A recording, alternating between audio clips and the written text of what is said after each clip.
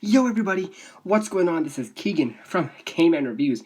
If you enjoyed this review, make sure to hit that like and the subscribe button. We're actually almost at 50 subscribers as of recording this video, so make sure you hit that subscribe button. And if you have any opinions at all you would like to share, leave them down in the comment section. Walk the Moon. What if nothing? Walk the Moon are an American rock, synth rock group formed back in 2006. Their massive radio-smashing hit single Shut Up and Dance was the song that nearly made them a household name. They basically became that band that blesses the radio with something fresh almost every year. In fact, that's initially how I discovered them. I fell in love with the album that track was on, Talking Is Hard, and this album I'm reviewing is their latest as of recording this, 2017's What If Nothing. The band also has mentioned the release of a new album sometime this year, fairly late in my opinion, maybe it'll carry over to the next, but I will be covering that on this channel as well. So, how good is this album?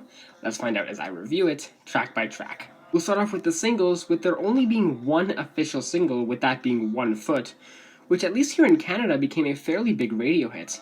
And rightfully so. This is just a pure, fun pop rock song. The drum work feels very genuine and even exciting when the chorus breakdown happens. And to back it up, there's a good amount of synth work and background vocals, and surprisingly enough, a damn solid drop. It channels this feeling of needing to move forward, much like the song's lyrics, about how no matter how tough things are, put one foot in front of the other. Fantastic message, fantastic song. Now for the rest of the tracks. The opener, Press Restart, opens up with this very light guitar picking and Nicholas's vocals feeling incredibly reserved until the entire thing blooms with these chippy synths and the vocals having a bit of a robotic flux to them, along with maintaining that deeper, almost shy delivery for a majority of the track. Even though he does end up breaking that a couple of times by hollering on the second verse. The track as a whole does have a fairly catchy tone to it. It definitely works a lot more as an opening number. I couldn't see this blending in very well on any of the area of the album. Lyrically, the concept is very simple, about starting over, like pressing a restart button. It's a great opening tune. Headphones features a very urgent, aggressive, in-your-face type of instrumental. These drums are just so sweeping, along with being combined with this section gimmick that I really like. It builds up so much energy when Nicholas sings for a line, and then the guitars and everything come in for a bit, and then it repeats in this pattern. And god, that pre-chorus is so invigorating, almost to the point of drowning. It's definitely the most rock song on this album, but still possesses some techno aspects. All these glitchy effects, synths present across the track, but the fire of a rock barn burner is present here in spades. Lyrically, Nick's just singing about how well he can take a beating like a good pair of headphones. Fantastic song, I recommend it. Surrender, however, may just be my favorite tune on this album, even at the staggering 5 minutes that it is. This instrumental is so well orchestrated. It's got all these layers, such as the wonderful piano playing, the groovy bass and drums, and when the chorus kicks in, everything just strips down and provides one of the most emotional and ethereal moments in Walk the Moon's entire discography. Nicholas's singing is also wonderful. The tone of which he's delivering these lyrics is so powerful and poignant. It really sounds like it comes from a personal place for him. Lyrically, it's also pretty sentimental, about being vulnerable and revealing after a breakup, surrendering to this lover, admitting he still cares. My favorite here, it absolutely gets my recommendation. All I Want opens up all glitzy, glamorous with these chiming synths, but then the drums kick in along with Nick's voice, which is such a big standout on this track. It all revolves around him and his singing, and it's beautifully done. His vocals then get muted for a little bit as he delivers a rap-inspired flow, which sounds really nice, but then the chorus kicks in, which is fairly lazy, just a title repeated in a fairly soft falsetto. It was not a worthy payoff for such a good build-up. We also can't overlook these lyrics, which are so prominent across the track, about questioning how he can make sense of all this stuff that he wants to do with his life, but then realize it's not all a material satisfaction, it has to come from internal validation as well, and I just love that concept so much. This is another fantastic song. All Nights is a little bit of a standard tune, feels like another one of those indie radio hits. The pop feeling on this track is really cranked up to 11, and it's not even an exciting pop instrumental, it just feels like if Spirits by the Lumineers got a genuine pop remix. It may just be the most filler song on this album, with the chorus being even more repeated lines, Nick's vocals not sounding the most exciting, and it doesn't even have a good breakdown, just with some glitchy vocals. The lyrics, however, are probably the best part of the track, about how time is spent, if doing generic things are really worth doing. Kind of ironic for this track because it could have done better. Pass. Kamikaze, which ended up becoming a post-album release single, another track I've seen people label almost like a sellout moment for the band, and I think that's a little bit of a stretch. Sure, there are some very corny elements to this track, the snaps across the verses, and a flat acoustic guitar reminiscent of anything Shawn Mendes put out, along with a drop to boot, but for me, what makes the song more tolerable is that it still packs a good punch, and certainly is not the biggest and most drastic switch up on this album. Oh boy, we'll get to that. Anyway, lyrically as well, it packs some flavor about being such a force, going down in flames like a kamikaze pilot. Good song, I enjoy it. Tiger Teeth is the song on this album I would absolutely love to hear on the radio. It's this eccentric, exciting, entrancing synth pop bop, feeling very retro along with Nick's voice, also blending in really well. No obvious vocal effects, but he is slightly more monotone during certain sections of the track, which in all honesty isn't actually a bad thing. But if I can give one complaint about the track, I don't care too much for the minute-long ambient introduction.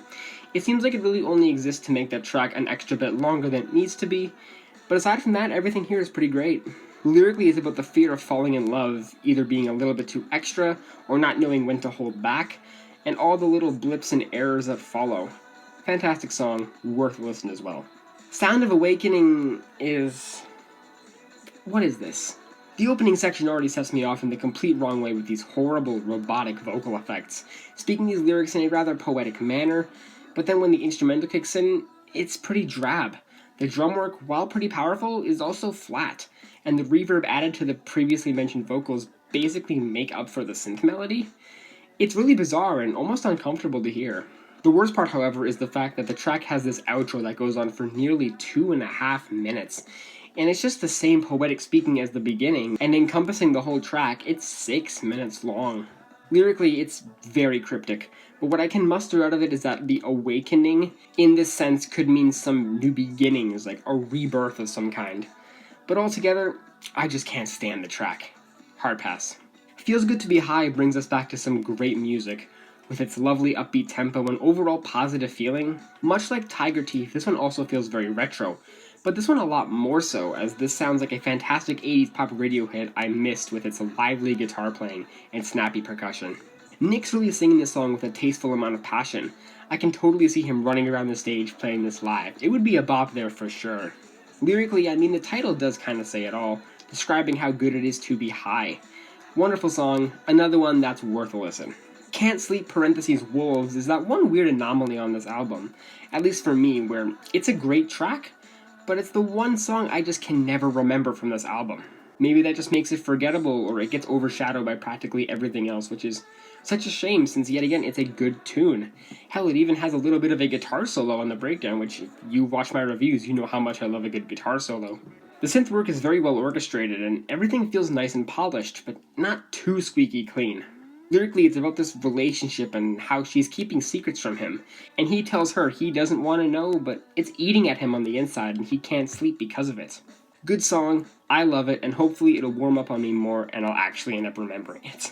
In My Mind opens up with these really atmospheric background vocals, giving the illusion that the track is going to be really ominous, but then the synths come in and we get yet another upbeat, positive, danceable tune. While the chorus does feature some more repeated vocals, the instrumental is actually fairly fitting for all that. It doesn't feel that lazy even if I don't really care for the drop which directly follows. I also really like the lyrics here, about discussing all the different ways to get this person out of their mind, out of their train of thought. This is definitely a sleeper hit on this album, also worth checking out.